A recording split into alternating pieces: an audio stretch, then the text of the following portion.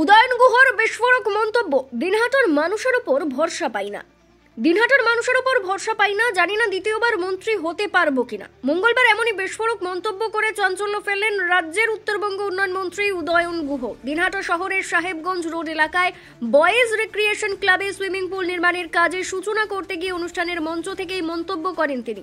উত্তরবঙ্গ উন্নয়ন দপ্তরের অর্থানুকূল্যে প্রায় 4 কোটি 4 লক্ষ টাকা ব্যয়ে তৈরি হবে এই আধুনিক সুইমিং পুল।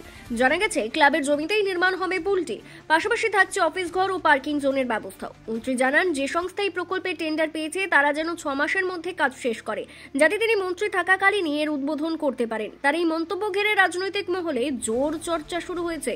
জনমানুষের নানা প্রশ্ন উঠছে, তবে কি নিজের জনপ্রিয়তা বা রাজনৈতিক ভবিষ্যৎ নিয়ে অনিশ্চয়তায় ভুগছেন মন্ত্রী? স্থানীয়দের একাংশ বলছেন তার কথার আড়ালে হয়তো রয়েছে কোনো গভীর বার্তা। মাঠে এসেই কিন্তু যারা এজেন্সি আছে তাদের বলেছি যে 6 মাসের মধ্যে এই কাজটা শেষ করতে হবে, যাতে আমি মন্ত্রী থাকতে থাকতে উদ্বোধনটা করে যেতে পারি। কারণ দিনাটার মানুষের উপর আমার ভরসা নেই।